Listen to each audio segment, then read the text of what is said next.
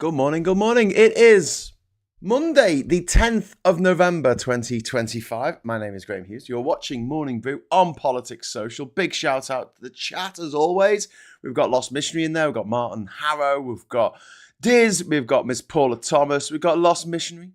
We have got Elle. We have got Amy. We have got Chris C. We have got Liam. Hello. Hello, everyone. Sorry for missing your name. Welcome. If you'd like to join our friends in the chat here, along with Mike Dick saying Buenos dias, fantástico de la política, you can just press subscribe below this video. You might have to move the words out the way in order for the subscribe button to appear, but it should.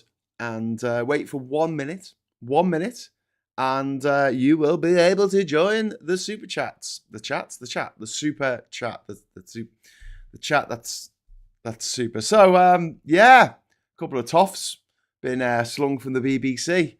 Normally, this would be a moment of celebration for someone like me, but unfortunately, this has come as a result of Donald Trump saying, "Don't like the way he edited this thing," which is exactly the same thing he said about that 60 Minutes interview with Kamala Harris. "I don't like the way he edited it." It's a man who's edited his entire fucking life. He managed to somehow edit the fact that he mounted an insurrection against his own parliament building, in which 1,500 people ended up getting charged with causing grievous bodily harm, affray, killing people. Like 9 people died as a direct result of that day that Trump initiated. $3 million worth of damage was done to the Capitol building, and 150 police officers were injured, some critically. But, you know, I think that these people who work for the BBC should be sacked. And then we have the tabloids. The tabloids going, "Oh, what's all this impartiality? Hey? Where's the impartiality supposed to be? This BBC thing is a bit biased, isn't it?" And this is a newspaper saying this.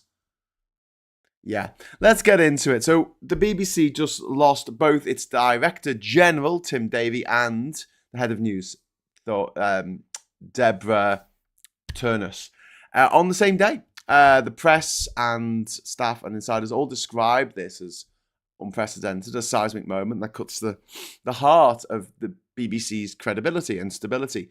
Losing one leader is bad, losing 2 in the middle of a political storm, yeah, it looks a bit like a coup. It looks a little bit like a coup.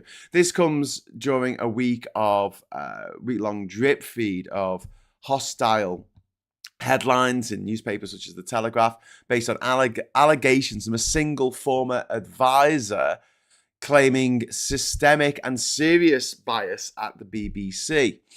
The Telegraph has form here. Years of anti-BBC agitation. It's always tried to undermine public broadcasting whenever a funding review is coming up. Don't forget, the BBC is funded by the license fee payer, as we all know, because we all have to fucking pay this thing. Whereas the Telegraph is funded by foreign billionaires who want our country to be crushed to dust, who want our people, our children, to be crushed to dust. That's what the fash wants. They want to have 7-bit trillionaires who run everything, and then everybody else to be crushed to dust. That's what they want. They want a boot stamping on a human face for eternity. That's what they want. And that's what the Telegraph want, because the Telegraph is the mouthpiece of the elites. And then, you know, this does feel like a coup from the enemies of the BBC. And this wasn't, this was a coordinated shove. It really was. To make the BBC smaller, weaker, or maybe even kill it off entirely. The UK government is currently reviewing the BBC's Royal Charter and licence fee model. The BBC leadership is always vulnerable during this period, and critics do exploit that fact. Attacks on the BBC are politically useful. If you can declare the BBC biased, you can justify cutting its funding, neutering its journalism, and replacing it with something more friendly to the government of the day, which is what the Tories tried to do. Well, they did do. I mean, they really seriously fucking did do. The BBC didn't put up a strong rebuttal to Brexit, for instance, which is quite a famous thing now, since Emily Maitlis went on the record and said we were trying to find someone who could make an economic argument an economic argument for Brexit. And while I could find 100 people who would give an economic argument against it, we'll spend all day trying to find the one person who thought it was an economically good idea, which it clearly, blatantly wasn't. Interesting to find out today that the new head of UKIP, who has an Italian surname. I love the fact that the head of Refuck has got a French surname, and the head of the UK Independence Party has an Italian surname. Well, it turns out that this Nick Taconti, or whatever his name is, he put a picture of himself saying he was at the cenotaph, and he wasn't. He was somewhere entirely different at a different war memorial, but he thought no one would notice because they look quite similar. Anyway, it turns out he went to a very posh private school as a kid, as did Nigel Farage, as did Tim Davie, as did Deborah Turness as well. You might see the unfairness in all this, that the only people who get to get these jobs always go to private school. You know, the head of every single major English political party. So let's go through them, right? Labour, not his fault. It became private while he was there. The Tories, Kemi Badenoch, the other one, Ed Davey at the Lib Dems. He went to private school. Zach Polanski of the Greens went to private school. The head of UKIP went to private school, and the head and deputy head of the Refuck party, that's Farage and Tice, both went to private school. Can you see the pattern? Can you see the pattern emerging? I mean, when it's 100%, I know it doesn't look like much like a pattern. It just looks like a solid colour. Do you know what I mean? Solid colour of posh. Solid colour of people who come from money, who, might have a better footing than everybody else. Because here's the thing, right? And here's the thing that we need to start rebelling against very quickly, because we're just allowing this to happen, right? Unless your parents are millionaires, it's very unlikely you're going to make it anywhere in life. If you want to. I mean, some people, I guess, are just happy doing an office job or something. Some of us have got, bigger ambitions of stuff that we'd like to do, stories we'd like to tell, TV shows, films we'd like to make, books we'd like to write. I'm not asking someone to write the book for me, but it's a bit unrealistic to expect me to not work on anything else for 6 months and live off what? Fresh air, I mean, it's all well and good that I've got an amazing partner who would look after me, I guess, in that situation. But I don't want to put him in that situation. Oh, please, Kat, look after me for 6 months. I won't pay me way. I won't give you any money towards any of the bills in the house, which are just astronomical. Yeah, just not me. Anyway, so just talking about why this story matters. It's these attacks on the BBC. It happened in the middle of a global wave of attacks on public broadcasters. Look at what's happened in America, PBS. Look what's happened in Brazil, India, Hungary. It fits this authoritarian pattern. Delegitimize the media, then rule the narrative. And what started this was a 2024 Panorama documentary, Trump, A Second Chance, that included an edit that spliced two different parts of Trump's 6th of January speech, right? He says, we're going to walk down to the Capitol, and nearly an hour later, he said, fight like hell. And Panorama's edit made it sort of sound, if you hadn't heard the whole thing, like it could be one continuous sentence, right? But here's the thing. Most of us knew that it wasn't. Anyone who's smart enough to be watching Panorama and invested enough to be watching Panorama would know that those two things didn't follow each other. And stuff gets edited all the fucking time. Because are they supposed to have like a half-hour documentary but show a full hour of Trump's speech in the documentary just so it's not unedited? This is madness. This is absolute madness. And it wasn't labelled clearly. That was the thing. There was no wipe or no flash to show that there was a joy in. But the thing is, it wasn't Davie or Turness who edited this. It was an outside production company. It aired last year. It did not affect the US election. Trump won. And Trump did not get into trouble for inciting a riot, which he did. He didn't face any consequences. Now he's rewriting history and punishing the media who covered it honestly at the time. This is the man who calls BBC fake news. The man who told his crowd the election was stolen, which is not true. He told them to march and then he vanished. And then while he watched them attack the Parliament building of the United States of America, he sat there eating fucking Cheetos and not doing anything about it for over an hour.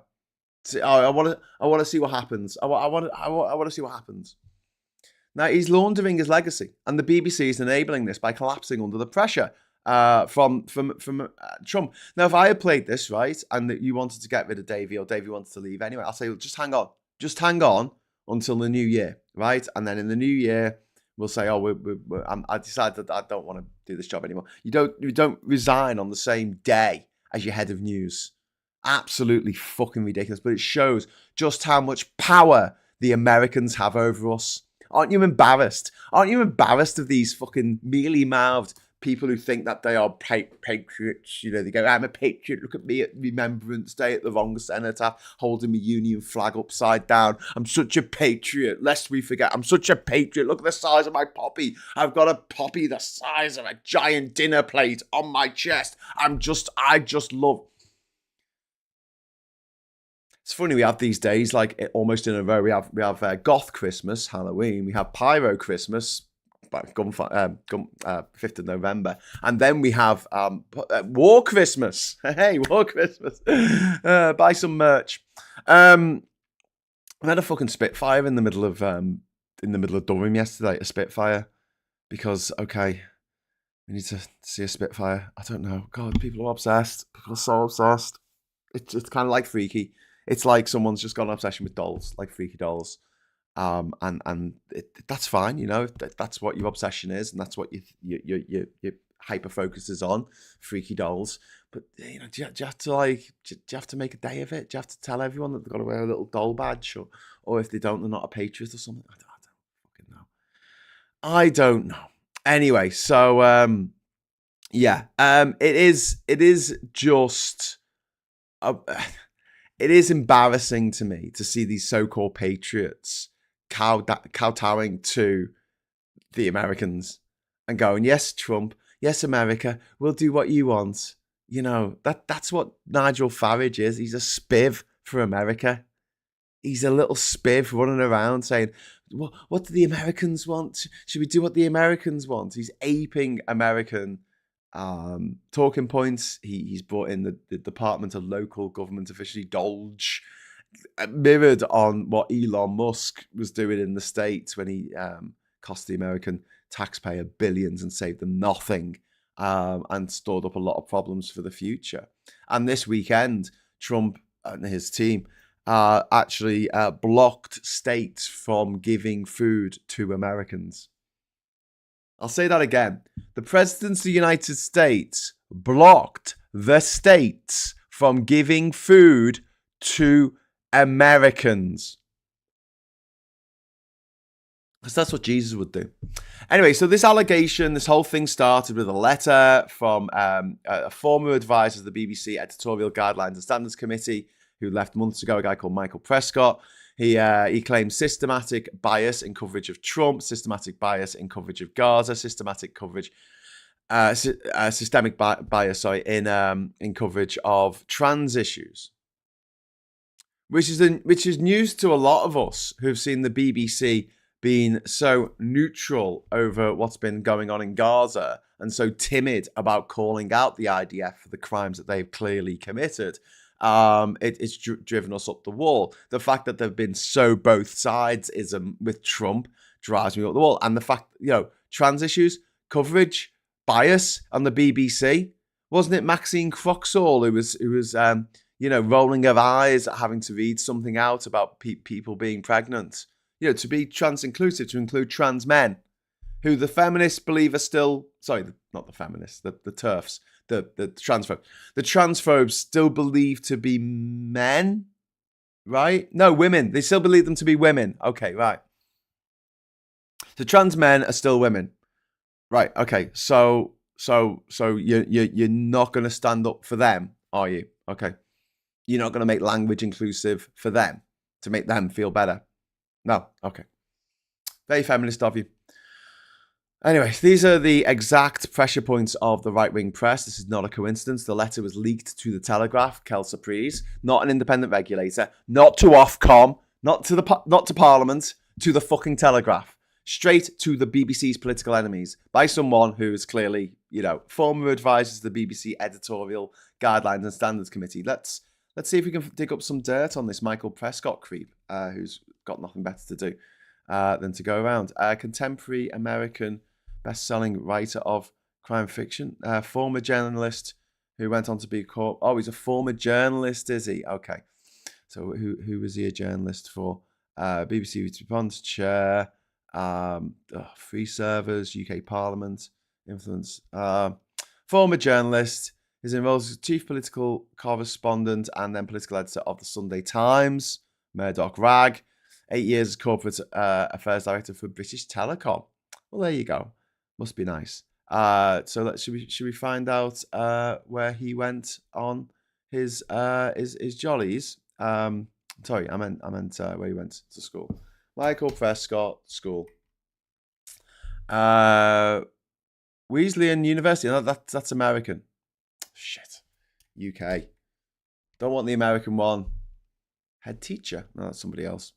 No, can't find it. Damn it. He's not. Oh, hang on. Oh, here we go.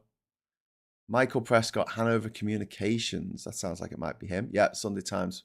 Editor, education, St. Catherine's College. So they're not showing what school they go to. I swear, if anyone goes to a comp and they actually make it in life, they put that they went to a comp on their LinkedIn every fucking time. If there's not a school on your LinkedIn, I'm immediately suspicious. Because, if you made it on your own, I'm like, okay. So interests, companies, newsletters. No, there's nothing in here to show us what school you're at. Sometimes interests also include school, but yeah, he's got no recent posts, and he just appears that someone else has maybe done this for him. I don't know. He's probably got little people to do things like this, like set up their LinkedIn account. I don't know. Let's see if he's on a newsletter. No, he's on a Good Business newsletter. Sometimes they're on a newsletter for their old school. Anyway, so if he didn't go to private school, I will eat my hat. Russ, thank you very much for the £5 super chat. Deborah Turness wasn't completely privately educated. Yeah, she was till the age of 12 when she got caught getting fingered behind some bushes by some nuns or something. But yeah, she wasn't completely privately educated, but she was up to the age of 12. She was in my class at the Knights Templar School, which is a state comp. Yeah, she got kicked out the private school. Sorry, she was kissing. Sorry, someone be so crude this early in the morning. She was kissing a boy behind a bush, and she was found by a nun. True story. Oh, kids these days. Anyway, kids in those days, I guess. But yeah, she did go to private school. So I'm sorry, she's on the private school mafia list. I can't not point this out, Russ. I'm sorry. It's just everywhere. It's just absolutely fucking everywhere. It's everyone on TV.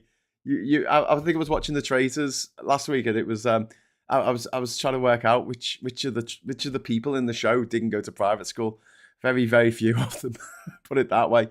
It just seems to be that is the only way you can get ahead in this country. So yeah. So anyway, back to the BBC. Yeah. So apparently they were being biased in the coverage of Gaza. Yeah, they were, but the other way, they're being biased when they're covering trans issues. Yes, they are, but not towards. They're not being biased towards trans people. They're being biased against trans people. But they're exactly the same pressure points that the political enemies, the press, go on about all the fucking time. You know, this is not a coincidence. This entire crisis sits on a foundation that was built by the right-wing press, right-wing politicians, right-wing board members, and a Trump White House desperate to enemy any, for an enemy for their fucking MAGA lot to latch onto, because they've got nothing. They've got nothing when it comes to things that they've done that are actually benefiting your average American, because they're not. You could maybe point to the immigration fact that so few people are coming into America now, but that's going to fuck America's economy. It's going to absolutely fuck its economy like it's fucked its farmers. So it's one of those things where it's like, well, we elected him to do this thing and he's done that thing. It's like Brexit with the 2019 election. We elected not his name, Boris Johnson, to do this thing, and even though it was really economically damaging to ourselves. And it's like, well, I did that thing. And a couple of years' time, it's like, oh yeah, you did do that thing, didn't you? You fucker. Anyway, so the BBC really walked into an ambush here. And according to BBC insiders, the news division had a statement ready days ago to apologise for the Panorama edit. And this was the correct move, admit the edit was a mistake and it wasn't clear and move on.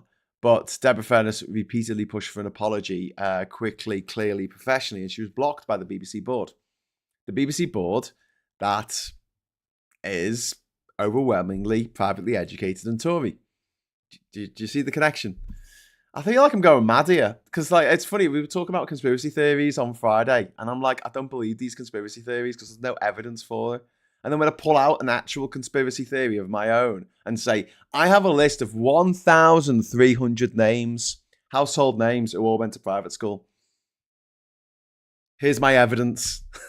And everyone's like, whatever, Graham. Don't give a fuck. You always go on about private schools, you big weirdo. Look at that massive chip on your shoulder.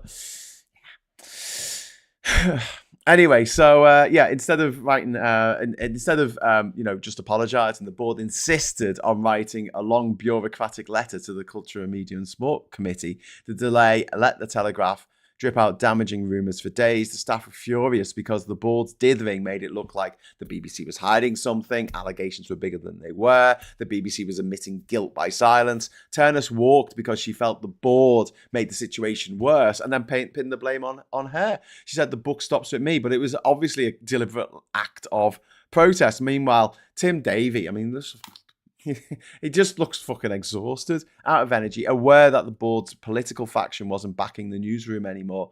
And he said the BBC should be championed, not weaponised. And many BBC staff, reading between the lines, think that they were referring to their own board at this point. And then we've got the right-wing press hypocrisy, which I touched on earlier in the show. But the Sun, the Telegraph, the Mail, all screaming about impartiality. Are you fucking kidding me?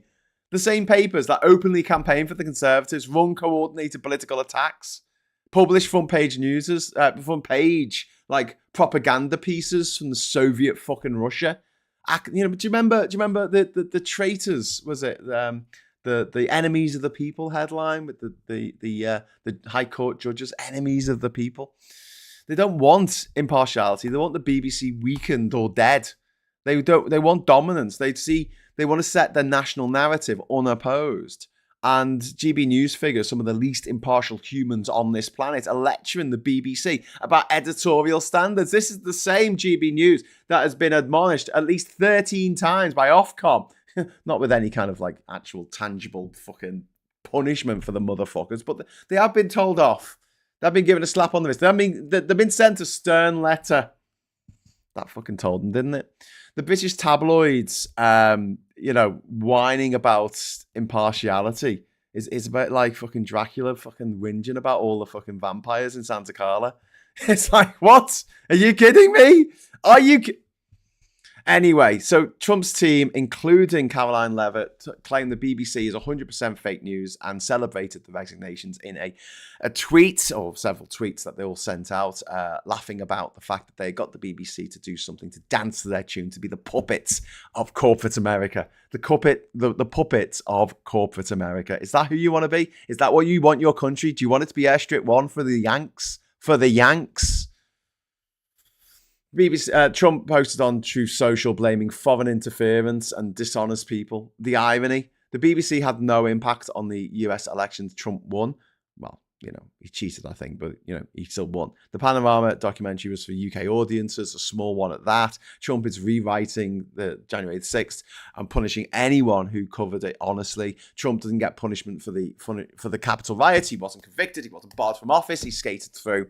He claims editing errors are a plot against democracy.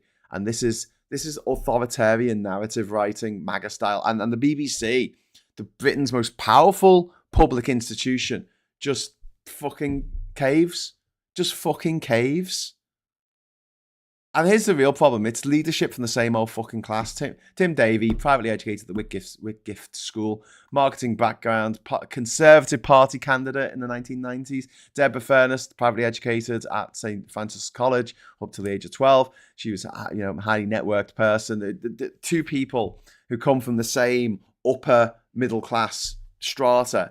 And the likely replacements, well, almost certainly more of the same. The BBC is famous for being run by people who've never had to worry about money, who don't have a regional accent. They panic when the right-wing press shouts at them. They panic when the right-wing press shouts at them because they come from the same Oxbridge media bubble. And maybe it's time for a director general of the BBC who didn't grow up posh, didn't go to private school, actually understands ordinary Britons, the 93% of us who went to normal schools, and doesn't collapse the moment the Daily Telegraph and the fucking President of the United States goes, you edited this show wrong, I don't like it, me, me, me, me, me. And the bigger picture of this is it's a coordinated attack, isn't it, on the BBC? The timing is perfect for its enemies. Charter review, license fee debate, political pressure from right-wing factions, Trump running for a third term, possibly in a few years' time. You know, inside staff that this has been building for years. Robbie Gibb's role in the BBC. He was a former GB News, former Tory comms director. Huge red flag. Former editors say the board has been relentlessly criticising BBC journalism for 2 years. This is not about one fucking edit on fucking Panorama. This is about control of the BBC, control of our public broadcaster, which they want to give to the oligarchs, which they want to give to the Tories, essentially, and refuck, so that they can facilitate refuck's passage into number 10. That basically the BBC will be the KY jelly for Nigel Farage. Oh, that's a horrible thought. Anyway, so, Trump is rewriting history. The BBC are just fucking capitulating, surrendering two leaders because a man who tried to overthrow democracy didn't like a documentary about himself, which he didn't even fucking see. The British right-wing press is rewriting reality. And the national broadcaster should not be taking its orders from a petulant US fucking president or from the British fucking tabloids, grizzly Fleet Street fucking press barons, most of whom aren't even from this country or live in this country, who want to replace it. The BBC needs reform, but not the kind that the enemies want. It needs reform so it reflects the citizenship of this country rather than reflecting a narrow band of the upper middle class who seem to run absolutely everything in this fucking world. Well, in this country anyway. It needs a board that protects journalism instead of sabotaging it. We need a leadership that reflects the country, not Eton fucking college, for once, for a change. It's 2025, for fuck's sake. It's driving me up the wall. Like, when I was younger, it did seem like we were becoming more meritocratic. It really did. We had a series of prime ministers, Callaghan, Thatcher, Major, who didn't go to private school. We had actors, famous actors like Michael Caine and Sean Connery, who didn't go to private school, like working class lads, Pete Postlethwaite, who did well. Do you know what I mean? Gary Oldman. And now it's like everyone you see on TV, everyone you see in a film is as posh as fuck. And that annoys me at the best of times, but oh my God, there was a privately educated actress on an American TV show. And there was she was like playing herself essentially. So she was playing someone who was tremendously posh and British and posh and very posh and and then it turned out that she was actually working class and she was just pretending to be posh in order to fit in with the world that she wants to live in, right?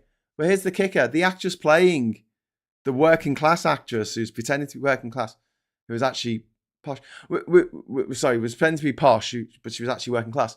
The actress who was pretending to be that person was actually very posh. And I see this as pleb face. That's what it is. Povo face. What do you want to call it? Common face. Let's call it common face. I want to live with common people. I want to see whatever common people do. Right? The common face. And we're seeing this time and time again. We get these kitchen sink dramas, especially if they're a film. Soap operas, slightly different. Soap operas allow working class writers and working class actors and actresses to have a forum for to give out their drama chops. But you notice there's very few actors and actresses are in soap operas who ever make the transition onto the big screen. In this country, in Neighbours, in Australia, or Home and Away, fuck me, it was every other person went on to become a big Hollywood fucking celebrity. You know what I mean? Like, but here, no, that's what you do. If you're working class or you're lower middle class, you do a soap opera. You can't get into films. So you got these people who are pretending to be poor for a film. And I'm like, why didn't you get someone who grew up not having to scrabble around the back of the sofa for 20p to put in the meter to get the lecky to come back on? Well, why don't someone who's experienced that? Why don't you why don't you let them have their stories? Why don't you let them speak? Why do you steal their voice from them? Why do you take their voice and give it to yourself and say, right, this is the voice of the working class? And it's not, it's some posh person pretending to be working class. I just kind of get really upset about the way that we just take this. They don't take it in any other country. Even America's not as rigid as this when it comes to fucking class divides. I know they still have the ancestral fucking titles of people going to Harvard and Yale and stuff like that. If your daddy went there, you're much more likely to get in yourself, aren't you? But at the same time, there are so many stories of people just doing quite well for themselves, despite not being a Nepo baby, although there are a fuckload of Nepo babies, especially now, because you've got an entire generation of young people who were born to, that celebrities, who are, doing rather well for themselves now because daddy got them an audition. I saw something the other day, and I didn't know whether it was taking the piss or not.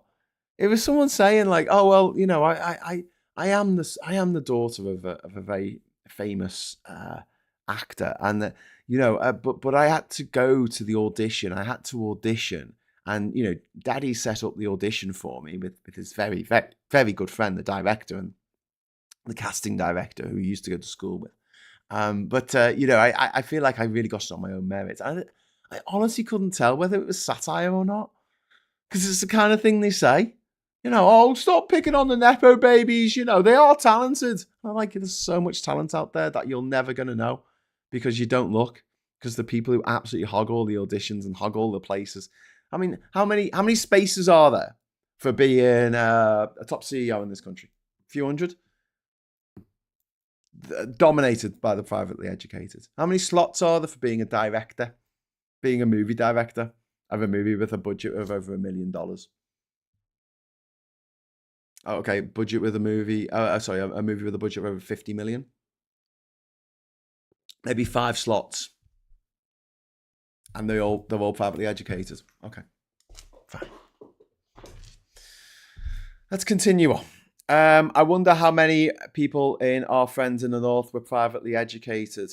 Mark Strong, I don't think was. Chris Vexon definitely wasn't.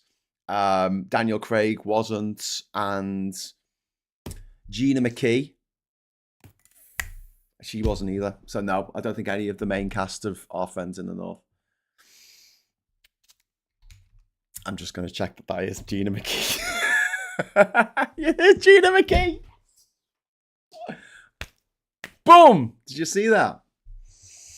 Who knows this stuff? Anyway, but yeah, Our Friends in the North, absolutely fantastic series. If you've not seen it, please, it might still be on BBC iPlayer. I don't know, if you're lucky. And there's other ways of getting stuff, but you'd have to go to Costa Rica to get that, or at least make the internet think that you're in Costa Rica. Graham, Tan likes gingers. Don't get tempted. Cat's the one for you. Is Tan going on about the ginger guy, the lovely little ginger guy in Slow Horses? He's a lovely little ginger guy.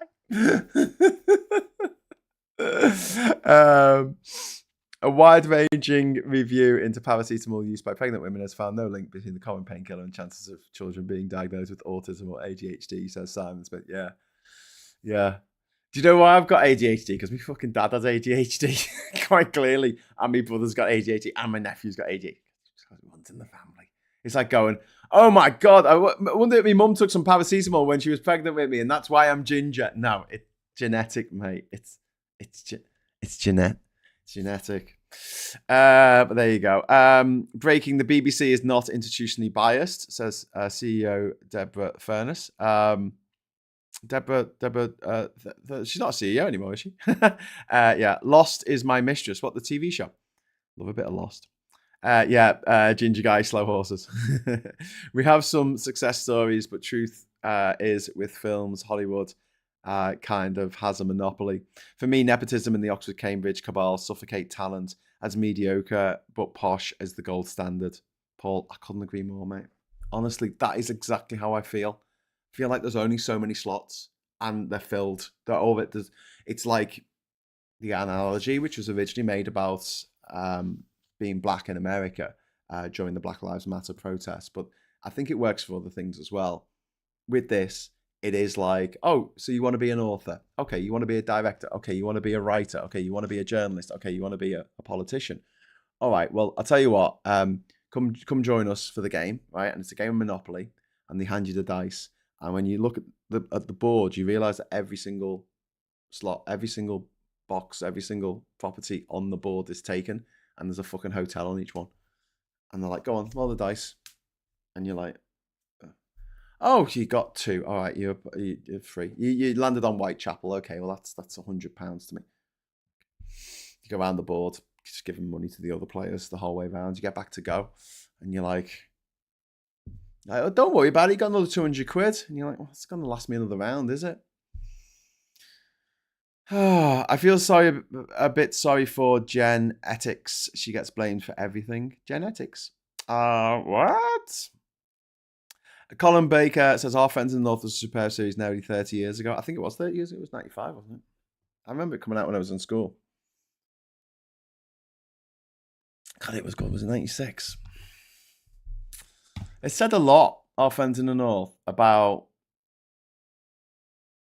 the class system, the different paths that people take through their lives, but also there's a huge thing in it about like the North-South divide, which is a genuine thing, but at the same time, I think it's exacerbated by the fact that because so much money is in the South, you're more likely to have these rich kids going to the posh schools. And I'll say this again and again and again until, I don't know, I feel like anyone's listening, but what would really help in the comprehensive school that my stepdaughters go to is if they had a millionaire on the PTA or a billionaire on the board of governors. But that's not going to happen, is it? Or they had a kid who went to the school and is now one of the richest people on earth and therefore gives a huge amount of money to the school in order to get new books for the kids, get the latest tech, get the latest stuff, teaching assistants for the teachers, build stuff so they're not all in bloody prefab fucking mobile fucking trailers in the playground. This is they can pay the fucking heating bill. That'd be nice, but that never happens. Because all the rich kids go to the rich school and all the rich parents send their kids to the rich schools. And so you just really do have this, when people talk about the bubble that fucking, this again, it's one of my bugbears, isn't it? Like people talking about, oh, you're in a bubble. Like I don't see the newspaper front headlines. Like I don't know people who are right wing. Like my dad's entire generation are right wing. They're all fucking nuts about, oh my God, all these trans people coming over here from Europe as migrants, illegal migrants. It's just like, what the fuck? And this idea that like I've mixed with people who are from that ilk. Some of my good friends are privately educated. But then also half my family's working class. Like, I'm not working class. I never claim to be working class. It drives me up the wall when people who are clearly not working class claim to be working class. Please don't do that. If you're not working class, don't. And if you go, well, I grew up in poverty. Well, yeah, but you're in poverty now, are you? Have you got your own house? You've got your own fucking house, right? Okay, and your kid's gone to university. Yeah, you're not working class, mate. Sorry. I worked all my life, say some people. Yeah. And what the fuck? So does the king, apparently. Don't think he's working class. I'm in the supermarket. Oh, hang on. I have to hold these scissors. Okay, I cut the ribbon. Oh, God, I have to go for a lie down now. I've been doing so much work all my life. Real world Monopoly. One player owns the board, 90% of the money, the dice, the chance community cards, and a permanent get out of jail card. Yeah, the permanent get out of jail card. It's very true, Acro Dave. Oh my God. I've entered they did 3 or 4 new episodes on radio, which I thought were really good. If you ever wondered what happened to the characters later. Ooh, that's quite interesting. I'll have to check that out. Why is it called slow horses? They're not bright. Are they horses that run slow and they want them to run faster? Do they chase the ginger guy thinking he's a carrot? Each book in the series is an adjective and then an animal. So it's like, I don't know. It's like slow horses, and then there's something dogs, and then there's something sheep, and then whatever. But I think the slow horses thing is this idea, because in the show, these are the people who have been like demoted from MI5, but they can't get rid of them. So for whatever reason, they keep them on the payroll, but they don't get to work in the big flashy MI5 office. They work in a little dingy prefab fucking flat roof pub called Slough House. So yeah, Slough House. That's what I think they from Slough House you get slow horses or something like that. Maybe it's an anagram. I don't know. Anyway, true story. Anyway, so we're going to go over to the papers in a moment, but first of all, I just want to say thank you for everyone for coming along this morning to listen or watch the show. This show is available on YouTube Music. So if you don't want to fucking, because you have to have it open, don't you? Right? YouTube Music, I don't think you actually have to have the app open, so you can just listen to it while you're running or in the car, or while you're, I don't know, committing murder. Whenever you need to just listen to something in your ears. So yeah, you can listen to it on there. But before I go on, I'm going to just mention, I'm going to shout out to Katerina Tam. Hey, you all finally managed to join a stream live. Yes! And you've been a member for 10 months. So welcome. You are awesome, Katerina. Thank you very much for joining us live this evening. This morning, I guess. And Veg Pie, thank you very much for the £2 super chat. Was there equivalent to Vicky McClure at this year's Labour conference? No. And it's funny because the one talk that I went to about getting more people into the arts was hosted by Christian Guru Murphy, who went to private school, and he was interviewing Amano Iannucci, who went to private school. Yeah. I mean, I love those guys. I really do. I genuinely do love those guys. But we just give the rest of us a fucking chance. I did actually get to ask a question of Amano Iannucci to say, what are you doing to help work?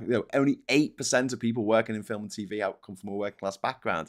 What are you doing to help with that? And he said, well, we have blind script reading, so we'll get scripts in. We don't know who sent them in. We don't know where they're from. We don't know if they're rich, famous, whatever. It could be anyone. And we audition the scripts, and I'm like, yeah, but how do people know about the auditions? How do people have the time to write the fucking scripts if they're working full time? They get home at the end of the day absolutely exhausted. Do you know what I mean? But yeah, so yeah, woohoo! Says power to the people with Graham Price. 23 months. Keep up the good work, Graham. Oh, thank you. That's nearly 2 years, my friend. We're coming up to our 2-year anniversary, Graham. Hey, but thank you for being a member for 23 months, Graham. You're the best. Graham spelt the other way. I'm just looking into the camera and just talking to myself. I don't do that. Finger guns in the mirror. Yes, finger guns. Okay, so what I was going to say is I'm going to put a quick goal on for just half an hour to get 5 super chats in, any color. And we'll get some confetti, okay? So we can do this. I am going to be doing a show later today. I'm going to be doing a stateside. I really want to do it at 7:30, but I don't know if that's going to be applicable. I don't know if I can get a co-host to join me at that time. So it might be 9 o'clock, but I'll let you know. If you subscribe to the channel, you will. There we go. Start goal. Don't drop a super chat yet. Give it a minute. But yeah, if you subscribe to the channel, hit the bell notification icon. It'll send you a little thing, and I usually put the thing up like half an hour before we go live. Last Friday, the show just started off its own accord. I realised I'd left OBS running, and I'd stopped the stream for the Morning Brew. Right, I'd stopped it online, but I hadn't actually pressed stop streaming in OBS, and so because I had a scheduled stream set up for the agenda, for some reason, an hour before the show was due to start, it just auto started. So everyone got the joy of a black screen and no sounds because I wasn't actually uploading anything. But do you know what? Thank fuck I didn't leave my mic on and the camera rolling. Could you imagine? Anyway, and me, I was actually hoovering, which was really funny. I was like hoovering and I got a buzz in my pocket, and it's Mike Dix on WhatsApp saying, Graham, you do know that you're streaming right now? And I'm like, what the fuck? So thanks for letting me know, Mike. I like Veruca Salt. What, the music, the band, or the character from Charlie and the Chocolate Factory, or Chocolate and the Charlie Factory. Hi, Graham, watching from beginning on high speed, says Katrina. Thank you very much for the £2 super chat, the first of 5, hopefully, on our way to getting some confetti. Now we're going to go over to the papers over here. First of all, the BBC boss Davie resigns over allegations of bias. And there he is there with Davie and Turness, who looks a bit fucking scary in that picture. She looks like she's about to have you. Do you know what I mean? She's a bit like, what are you looking at? You could have a little fucking little speech bubble coming out of Deborah there saying, what are you looking at? Reeves will doom Labour with income tax increase. Cabinet ministers have warned Rachel Reeves that income tax in the budget may spell electoral disaster for the Labour Party. No, my friends, darlings, Romans, countrymen, cunty-men. It's not going to be the budget. It's the fact that you're dead shit. It's the fact that you just can't fucking communicate. It's the fact that you can't tell anyone when you do something good. And then you can't cover it up very well when you do something bad.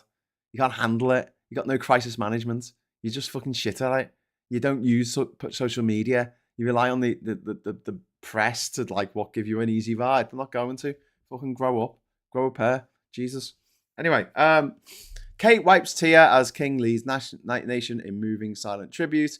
Boss quits over BBC doctoring of Trump's speech, which we've covered. Caroline, I should never have been charged. This is the disgraceful story about Caroline Flack, who was charged and then for domestic abuse, even though it wasn't her. She was actually the victim, and she ended up taking her own life. Really grim, sad story there on the front cover of the Mirror. Trump row boss, BBC boss, I quit. Director General out after doctored footage memo. And then there's a guy who's tall. He's 7 foot something, and he's doing politics. So that's worth making a show about, isn't it? He's editing the newspaper. And apparently, bring on the bugs. I guess some people are going into the jungle. For I'm a Celebrity, get me out of here. And then there's a story in the Daily Mail, the newspaper for dickheads. I mean, it really is the newspaper for fucking dickheads, for people who are fucking brain dead, for people who are so fucking lazy they can't be arsed thinking for themselves. And here we have proof of it. Above the headline here, we have this story in pink because it's for women, I guess, sexism. Day, a psychic home healer evicted the spirit of my dead partner from our home. Did they do that for free? Did they charge for that? Getting rid of your dead partner's spirit. What a load of fucking bollocks. What a load of absolute fucking bollocks. Why does no one ever see a ghost sheep or a ghost cow or the ghost chicken? When there are ghost chickens, we kill billions of chickens, billions with a B, every year. Wherever their fucking ghosts say. This is fucking abject fucking nonsense. I mean, if ghosts really exist, wouldn't we act a bit differently? Wouldn't the world be a slightly different place? Oh, what's the combination for Grandad's safe? Oh, I don't know. I'll just ask him. Hello, Grandad. What's the combination for your safe so we can get all the money out so we can live a nice life? What's your OnlyFans account password? Grandad, tell us. Ridiculous, absolutely. But it just shows that the absolute disrespect that the Daily Mail has for its own readers. I mean, might think it's bad of me to call the people who read this newspaper dickheads, right? But the Daily Mail calls them dickheads before I ever even fucking started. It calls them dickheads every day. And here's what they write about the Christ and the BBC, which they're fucking loving. After corporation admits doctoring video and is accused of bias on war in Gaza and transgender reports. They're fucking... Sorry. I keep getting adverts for fucking bloody radiators. Why do you keep giving me adverts for radiators? I bought the radiator. It's fine. It's good. We're now actually warm in our bedroom because we've got a radiator in it. It's okay. We got the radiator. I don't need more radiators. Stop trying to sell me radiators, internet. Jesus Christ. But yeah, apparently, the BBC's really been biased towards transgender people. That's why it's got so many transgender people on its editorial staff. None. On the board of government, none. Why it's got so many transgender people presenting the news, none. Why it's got so many transgender presenters, presenting the sports, and transgender athletes sponsored by the BBC, competing in the sports, none. But it's biased. Fucking hell. Yeah, it's biased against trans people. What's it's biased about? Fucking hell. Davie quits BBC over bias scandal. That's front cover of the Daily Telegraph, who cock a hoop today. He was furious at critics and blind to the problem. Migrants will be offered £100 a week to leave asylum hotels. Good. Because it costs way more to keep them in hotels. To take the cheaper option, which also happens to be the more humanitarian option.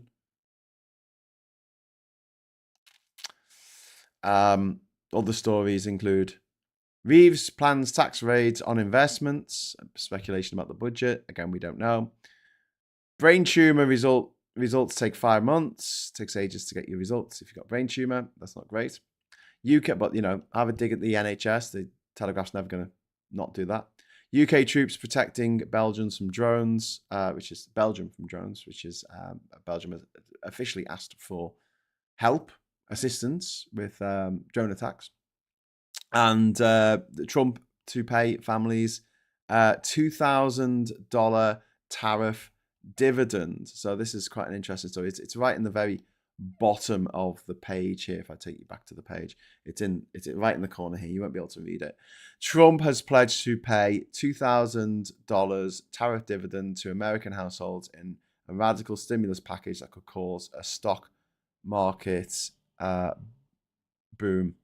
The US president claimed he would reward households because America was making trillions of dollars from his trade war, which has led to sweeping tariffs. A dividend of at least $2,000 will be paid to every US citizen, Trump declared yesterday, excluding those classed as high income. So this is a bribe, just a straight up pork barrel politics fucking bribe for people in America. And they'll remember this. This is why the right are so good at this. Labour should do this. Labour should just give everyone 500 quid. Everyone in the country, just give them 500 quid. And give it a, check signed by Keir Starmer, thumbs up. Yes, it's bribery. Yeah, it is. And what? People remember it. They go, oh yeah, he gave me 500 quid. I like him. He gave me 500 quid. I have a brand loyalty with only one company in the world, which is Samsung. Why do I have brand loyalty? It's not that much brand loyalty. I really want a Google Pixel, but why have I got brand loyalty to Samsung? Well, they sponsored the TV show in which I fucking won an island. They gave me an island. They gave me a private island. I mean, I'm not saying I'm cheap because I'm not, but fucking hell.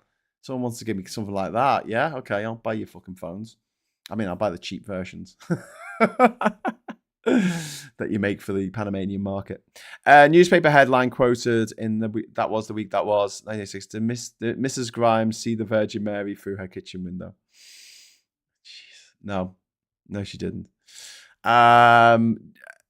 Just because you haven't noticed the supernatural happening does not mean the supernatural doesn't exist. I've had experience. I'm not saying it's ghosts, but it's definitely supernatural. It's not, Pete. It's your brain.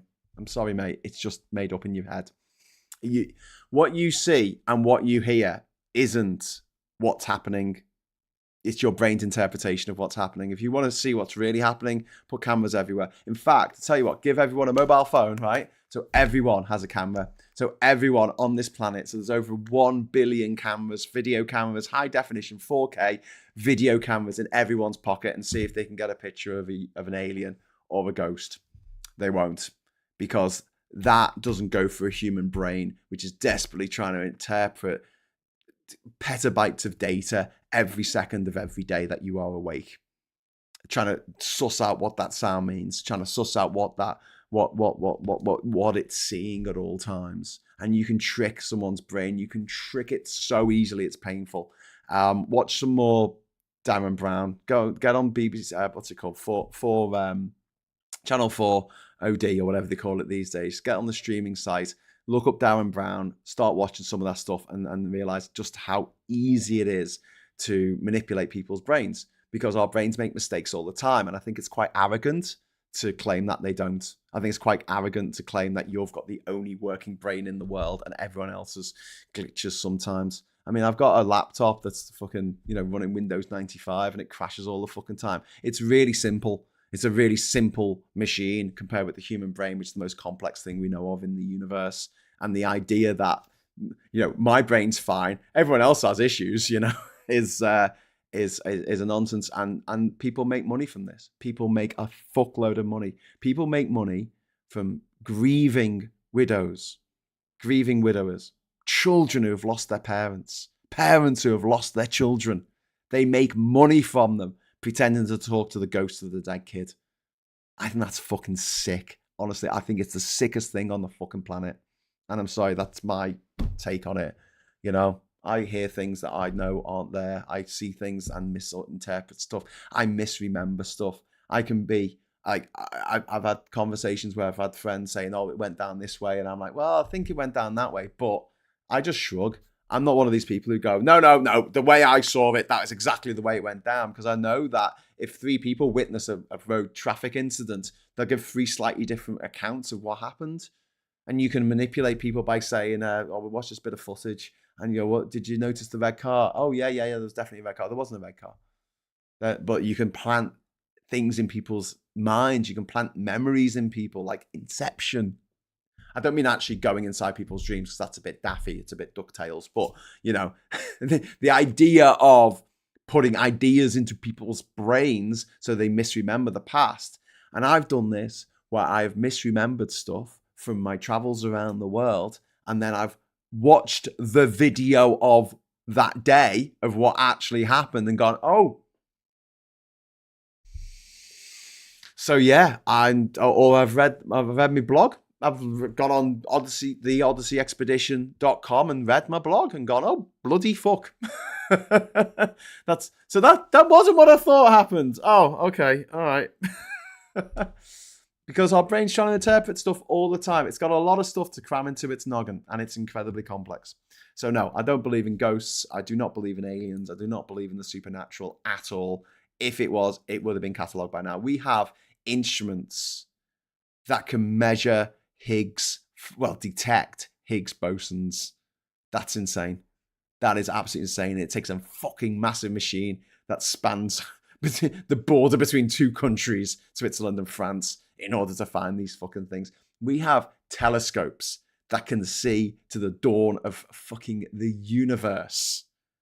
We can tell the composition of exoplanets that are 50, 500, 5,000, 5 million light years away. You can tell the composition of stars. That's how amazing our instruments are. There was anything to these claims, and there's always been claims since the fucking first human had the first fucking nightmare. There's always been claims of supernatural, but it never ends well. It never ends. It ends with people being burnt at the stake or accused of being a fucking ghost or, I don't know, fucking all kinds of shit. Anyway, and also our eyesight, this is from Ms. Paula Thomas. Thank you very much for the £5 super chat. Needs 0.2 seconds to process an image. Our ears need 0.1 seconds to process a sound wave. Yeah. And we get it wrong. You know, you must have been in a crowd where you've heard someone call your name, but it wasn't. It was someone coughing or something. But you're so attuned to it. You're like, oh, you know, we make mistakes all the time. I mean, you know, the worst thing you can possibly do is call your partner by the wrong name, especially if you accidentally call them by the name of one of your exes. Yeah, don't do that. Not that I have. I'm just saying don't do it. I have a Samsung One and I love it. It's 14 years old and pristine. Hate Macs and will not pay the ridiculous price for a shitty iPhone. Andrew, I'm with you, mate. I don't like Macs. I think they're a bit smug. You know, when they had that advertising campaign with Mitchell and Webb, and like, it was just a bit smug, wasn't it? It's like, I'm a PC and I'm useless. I just fall over all the time. It's like, well, I'm a Mac. Or you have people dancing, you know, like the Gap adverts where they play some shite music like Hanson or something, and they have people dancing like Americans looking really American. The fucking turkey teeth. I'm sorry, that might be an irrational hatred, but there you go. But there's a lot of people who really fucking love Apple. They love Apple. They love Apple more than they love their own children. And if you say things like, I don't like iPhones, they get really upset, they get like proper angry. They get like really agitated. They're like, how dare you not like this bit of technology?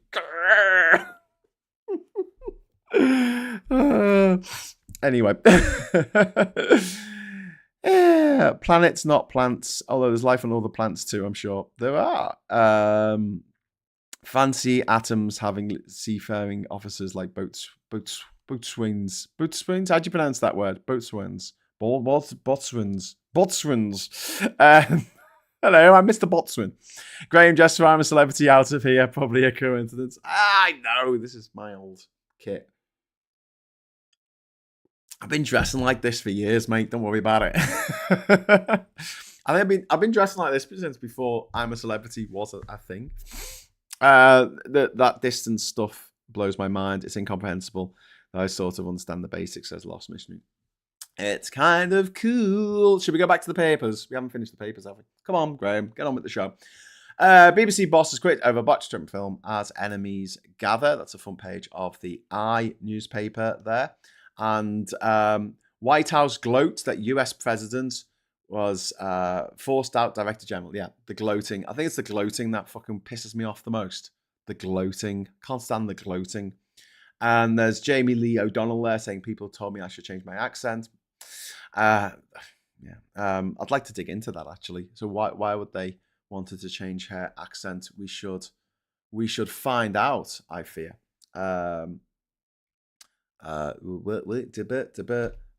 People. Oh, hang on. What's her name? Jamie Lee O'Donnell.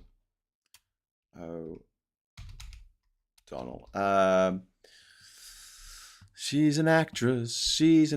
Oh, fuck off adverts for bloody. I'm gonna have to get an ad blocker. She's best known for playing. She's Michelle from Derry Girls. She's from Derry Girls, and she went to a comp. There you go. She went to Catholic maintained girls' school. Yeah, same thing. It's not a private school, so that's okay. Food vouchers, free milk, and child benefits. Reeves weighs options to help families. So some positive news about the budget, but we still don't know. And Pep Guardiola celebrates his 1,000th game in style. And that's not Pep. Pep's the manager. Just to tell you that is not Pep. So Man City beat in the round ball tournament. Manchester City beat Liverpool 3-0 yesterday. Liverpool are doing so badly. Oh my God. I think they've had 7 losses almost in a row. It's been a bit embarrassing for the old Blues. They are for the old Reds. Sorry, they're almost as embarrassing as my team, Everton. So next we'll go over to the Guardian, newspaper. I cannot control how others see me, says Sydney Sweeney. Well, try not to be a Nazi, Sydney. I met her last month. Oh, a month before now at the Toronto International Film Festival. I was really tempted to say, I hear you're a racist now, sir, Sydney. I would have fucked it up, obviously. But I didn't. There were lots of screaming fans. BBC Director General Tim Davies steps down over Panorama row. I just want to say about Sydney Sweeney as well. I mean, she just looks normal. Like, she's not stunning. Like, she's not a bit quirky looking and therefore interesting and therefore, you know, I just don't think she's incredibly attractive. I just think she just looks like someone else, like a production line of, you know, blondes. Fuck off adverts.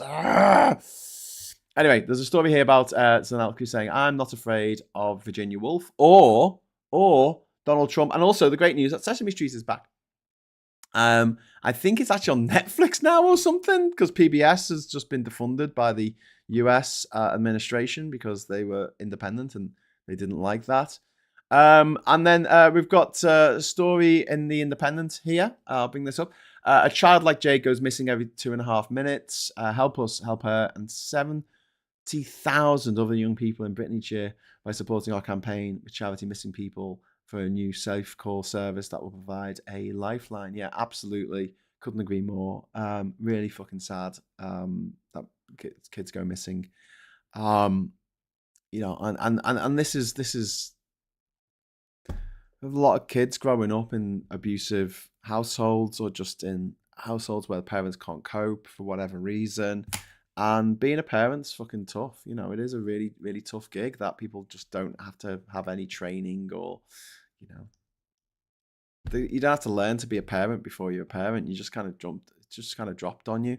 There's 3 jobs in life that you can get without any qualifications at all. One of them is being a prostitute. The other one's being a politician. And the third one's being a parent.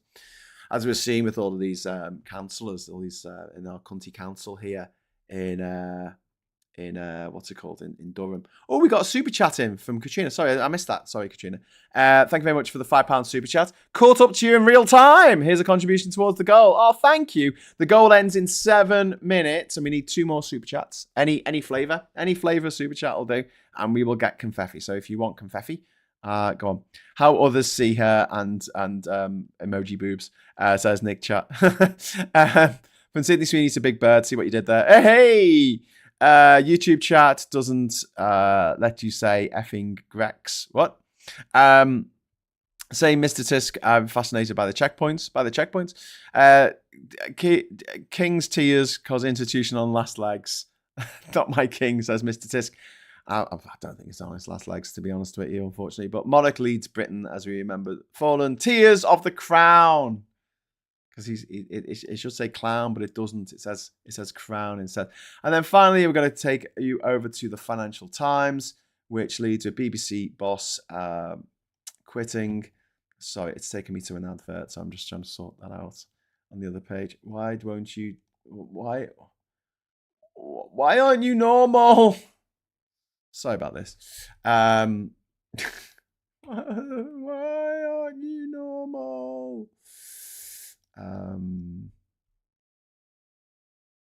Oh my God. Okay, so I'm trying to make this better, but if I click, they've obviously fucked up the link for the Financial Times, and it just takes me to an advert instead of taking me to the actual Financial Times. So it's going to be really small on the screen. Sorry, I'll try and make it bigger. I'll make it a bit bigger. But here we go. Oh, we got another super chat. Marmalade toast flavored super chat. Ooh, that's made me want marmalade toast, Martin. Ooh, thank you.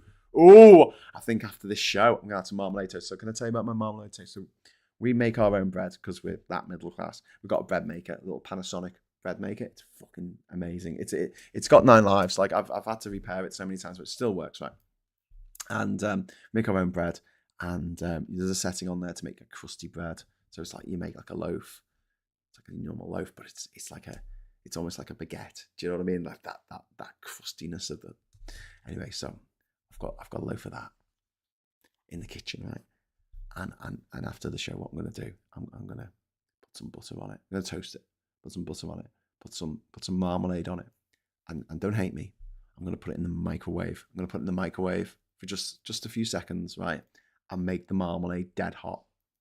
There's nothing worse than cold toast. Fucking hate cold toast. Cold toast can fuck off forever. In fact, anything that should be hot and isn't fucks me off. So like that's why I'm not a big fan of Greggs, because I go in and I'm like, what's just out the oven? I'll eat anything in Greggs because it's all delicious. But if there's nothing straight out the oven, I'm not getting it. I'm not spending £1.80 on a fucking steak slice. That's fucking cold. Why would I do that?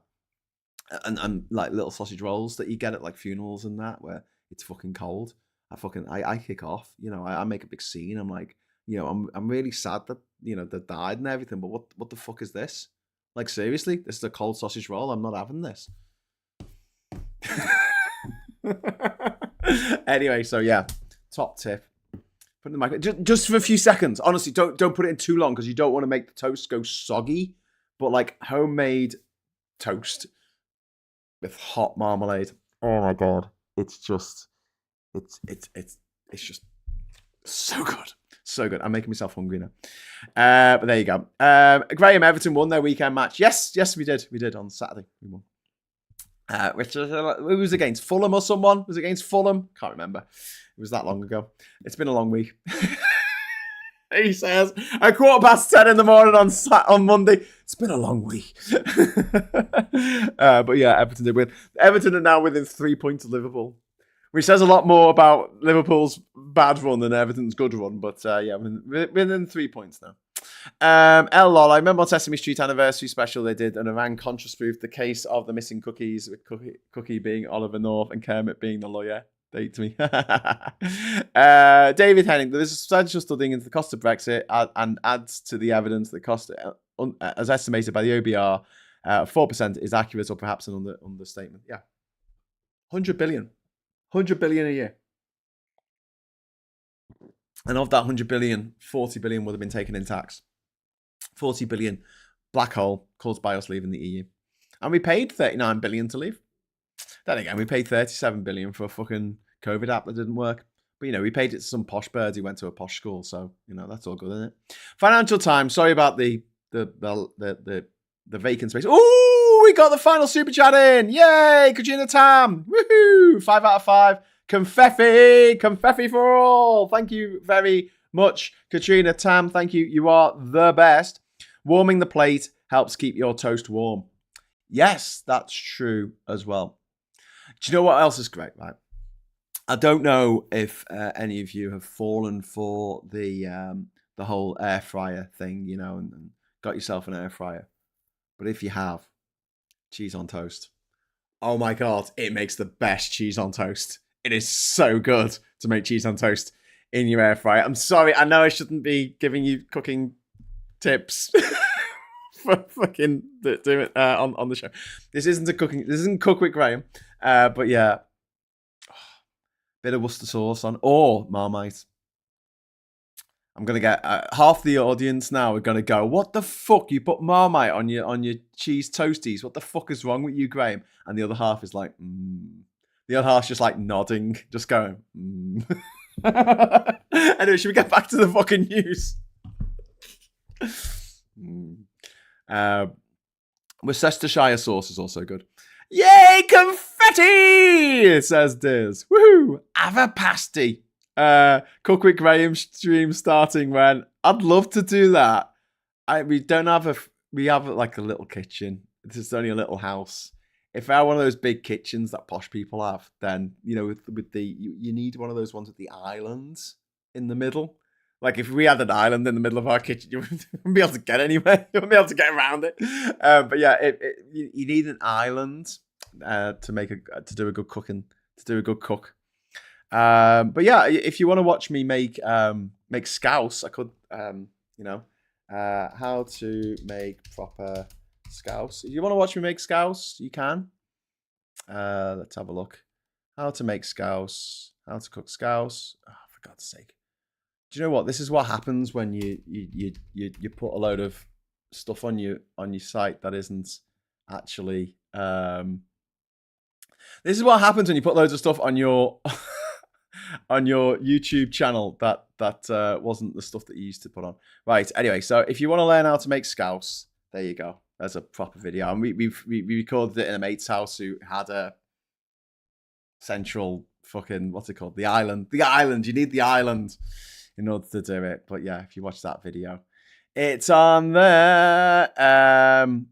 Right. Okay. So let's move on. I just got a message from the plumber saying they're not going to be able to make it today. Oh, that's really annoying. I'm now remembering another Graham Kerr, aka the Galloping Gourmet. The Galloping Gourmet does not sound nice. Not falling for the air fryer fad. I deliberately avoid following fads. I don't know why it's called an air fryer. I think it's because it sounds like hairdryer, and they called it a hairdryer originally. It is basically a hairdryer. It blows hot air on your food. That's what it does, but it cooks things. Some things, right? It's a bit like a microwave. Like, there are some things that you can do in a microwave and it fucking works. And some things that you put in a microwave and it just fucks them, like pizza. If you put like a pizza in a fucking microwave, you got leftover pizza from the day before and you put it in the microwave, way to fuck that pizza. You know, that pizza's dead. You know, you just can't. It just makes it all soggy and horrible. It's just, that's not what a microwave is used for. But there's certain things that you can put in the microwave, and it's a quick, easy way of getting that shit done. Top tip, rather than boiling your veg, just put it in the fucking microwave, put it in a dish, put a bit of cellophane over the top, a little bit of water, put the water in first before the cellophane over the top, and then put it in the microwave for a couple of minutes, and it just cooks it. It just fucking cooks it. It's fine. You know, you don't have to boil it. It takes ages. Waste of electricity. But yeah, air fryer is really good for getting shit done quickly. And yeah, I honestly, really recommend it. So for instance, we had some chips left over from a chippy tea the other night, and usually you can't do anything with chips. The next day they're fucked. They're fucked beyond, you know, they are foodbarred. Chippy chips, what can you do with them? Throw them in the air fryer. Bit of squirty, you know, that squirty oil stuff. Put that on there. Air fryer, couple of minutes. Fucking hell. It's like better than new. crunchier than new. Put a cup of microwave in the water with your pizza and it'll take out the moisture. What? I don't think that works, does it? Why would it take out the moisture? Surely it would add more water to the moisture in the microwave. Microwave and air fryer is ideal for me as I have no oven, says Jenny. Well, you don't really... To be honest with you, we use the oven less and less because we can just use the fucking air fryer for like quick stuff. And that's another thing. It's just so quick. You got to wait for the oven to heat up. Our oven takes about 10 minutes to fucking heat up. So there's 10 minutes of your life you're not getting back. Air fryer, it's cooked in 10 minutes. Frozen kosher bagel in the microwave, 30 seconds is like fresh from the oven. Ooh, okay, fair enough. I microwave potatoes and crisp them in the oven. Yes, Elle, we do exactly the same thing.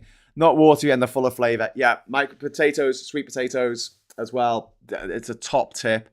Get them out of the oven and then do them in the microwave, 10 minutes or so, whatever you have your power setting on, and then take them out and then spray them with the oil stuff, and then put them in the oven for, I don't know, about 10 minutes. Another 10 minutes in the oven. Crisp up the outside, and then smash it open. It's all fluffy inside, crispy on the outside, and then cheese, baked beans. Chili con carne. Add that shit. Of all the things I learned to cook this year, my favourite is stroganoff. Oh, I do like a stroganoff. I do like all food though. I mean, I'm not really very fussy when it comes to food. I just like food. I have a mini oven that cooks pizzas nicely and less costly than the big old gas oven we have. Yeah. Andrew says, Graham, you've already got an island and you can't have another one. Bloody want to be billionaire. That's very good. I like that. Scrambled eggs are easy to do in the microwave. Stop and stir every few seconds for evenness. Nice thing about microwave jacket potatoes is that while it is cooking, the oven is preheating ready for step 2. True. I microwave potatoes and crisp in the oven. I've read that one. I've read that one. Just bought a new microwave, very impressed. Air fryers are basically super fast, small fan ovens. Yeah, they are. Miss Paula Thomas, thank you very much for the hairdryer. Imagine a hairdryer, right? That's it. It's a hairdryer, but for food. It's an air fryer. I don't mind calling it an air fryer. Also, I end up using less oil in the air fryer than I do in the oven.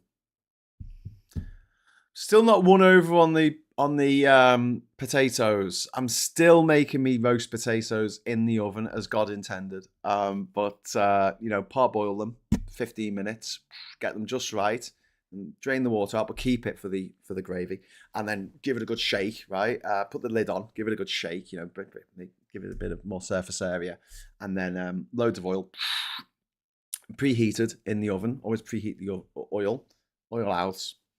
Potato sauce in. Make sure they don't touch each other. Make sure they're separated out. Like people at a sparsely populated gig, and make sure they're completely covered in oil. And then in the oven for as long as humanly possible.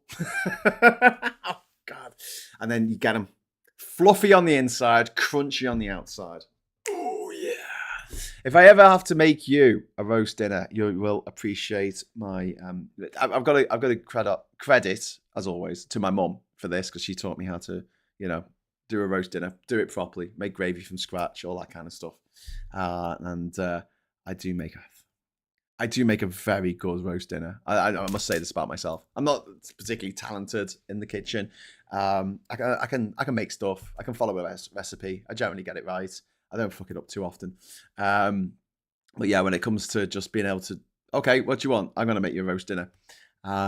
I will use every single pot and pan that you own, though. So, be aware of that.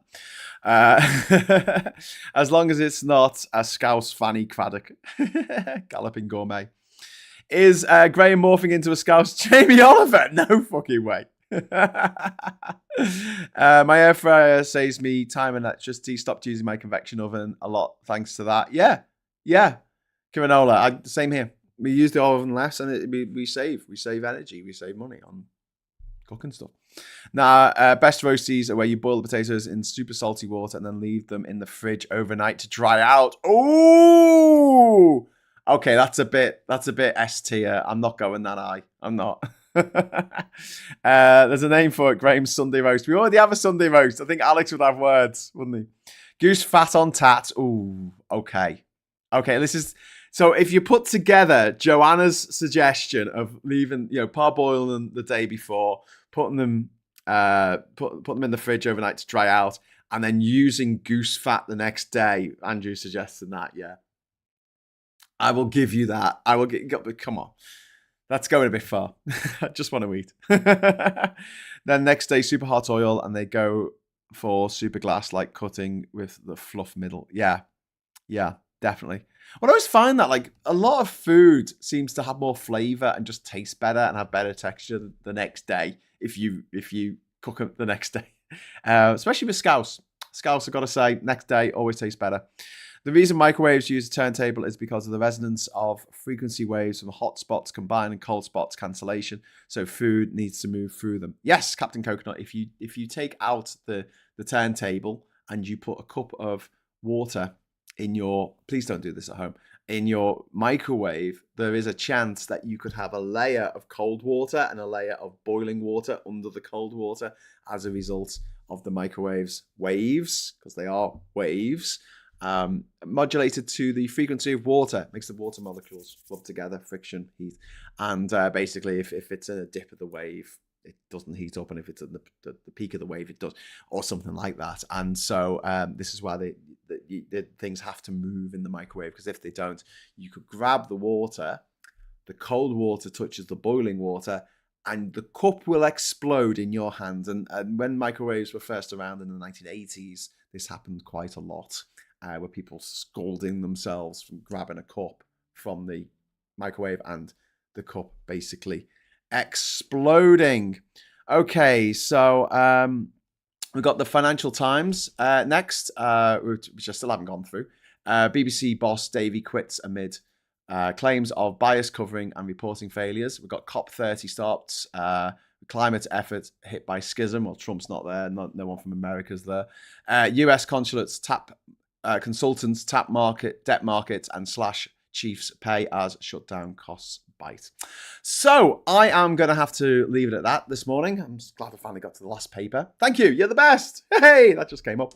But we'll continue this discussion about cooking stuff possibly later today on stateside. Which hopefully will have me and who's doing it today? I think Scott. I think Scott's going to do it today. Me and Scott talking about what's going down in the US of A. So if you would like to join us for that, you are very welcome to do so. And in the meantime, I'll just say thank you so much for watching. Thanks for all the super chats. Thanks for the chat. And until next time, I'll say giz a like on the way out. Please. Hello, good evening, welcome, and goodbye. Bye.